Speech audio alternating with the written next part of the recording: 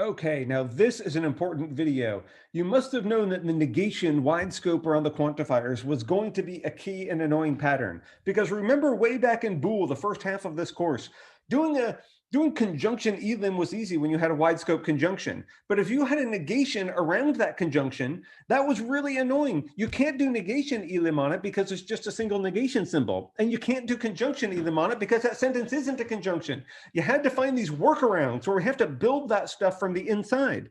Remember, one of those key workarounds was when we had negation around a disjunction and you learned how to do the 5-step plan. You also learned how to do the contradiction trick and the reiteration trick to deal with negation wide scope around the arrows. But those were the bits that took work. Well, now with the quantifiers, we're encountering the exact same issue. When you have negation around an existential quantifier like this, you cannot apply an existential elim. Don't think of this as an existential to do elim on. This is a negation. This is exactly one of those annoying patterns that has to set off a light bulb where you think, okay, what was the technique that I learned how to deal with this annoying pattern? Now, what's nice about this pattern is you can actually figure this out with some ingenuity and maybe with a little prompting by me. So the first thing I want you to do is see if you can do it on your own with absolutely no help. And then I'm just going to sort of walk you through hint after hint until you get there. So pause your videos now and take a first shot at this to see if you can figure out this proof. Okay, that was chance number one. What might you have noticed to help you get going? Well, this premise is no help because we don't know how to deal with this yet, and we can't apply any of our rules to it. This doesn't tell us what to do. But hopefully you still bothered to look at the main connective of the conclusion. You always have to also look at the main connectives of your conclusion because that could contain some vital hints.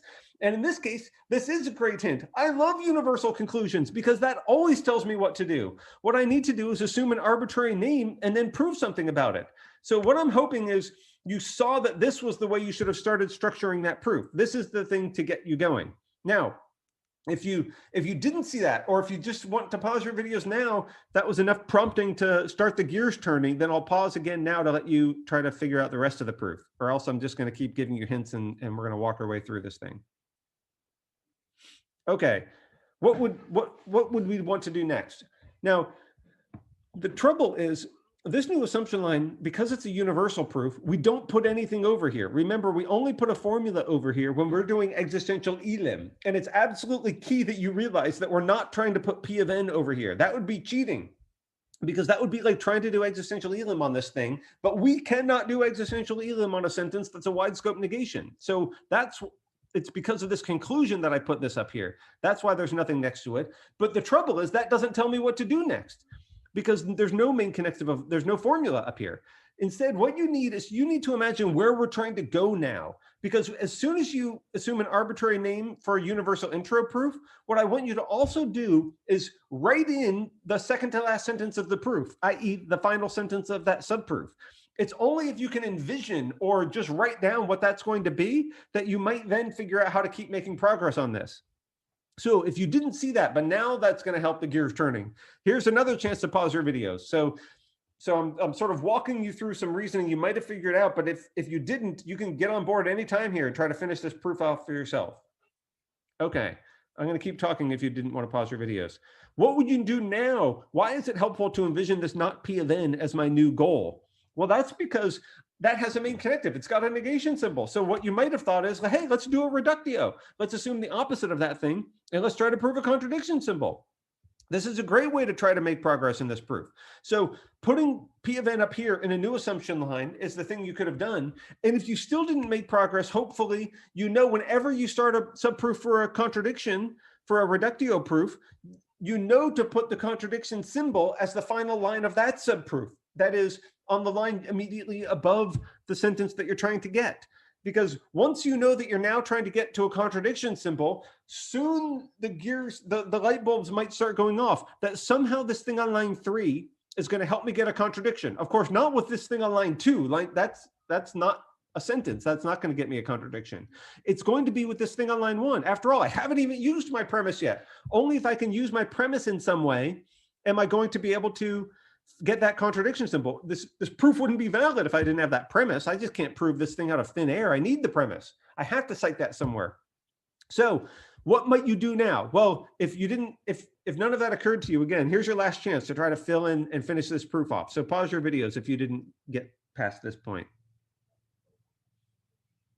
Okay, now what might have you done?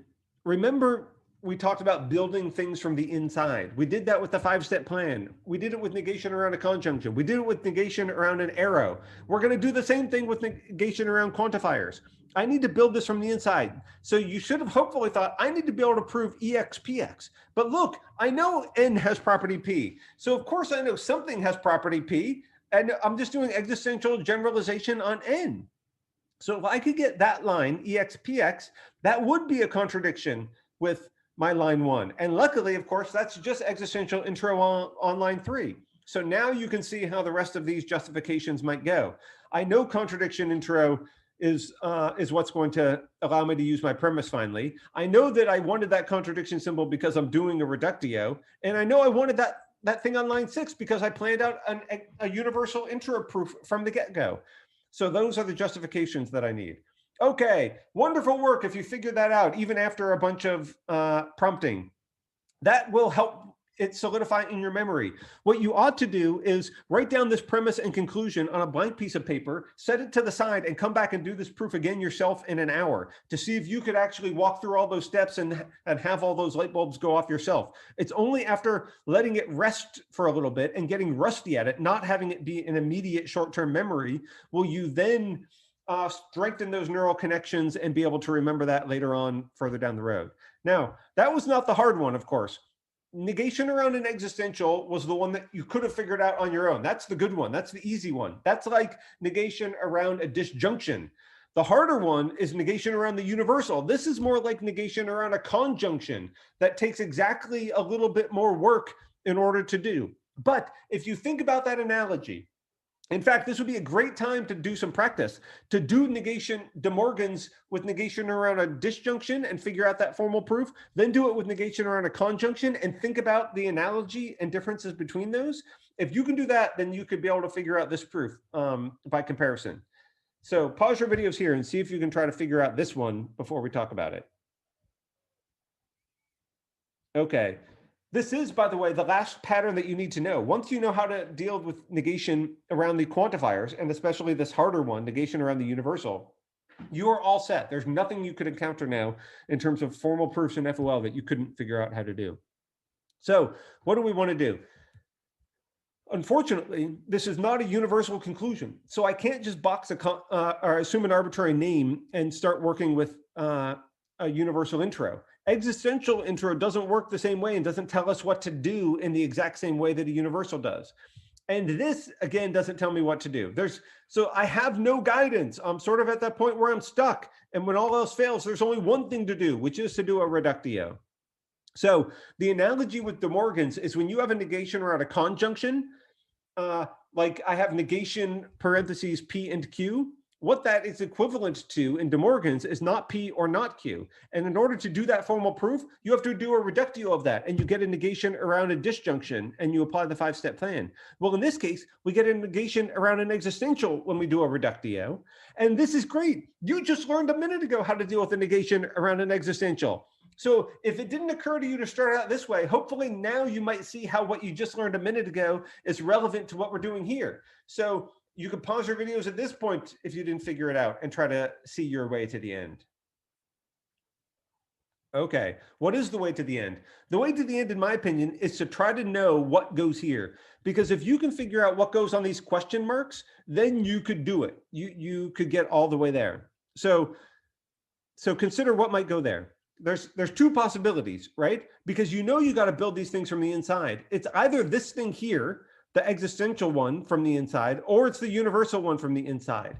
So try out those possibilities if you didn't already. Let me give you a hint. It's probably not the existential one, because if I could prove that thing, EX not PX, without any more help, I could have just done it down here. What was the point of just doing it right there? So this would have just been sort of like spinning my wheels idly. It would have been unnecessary.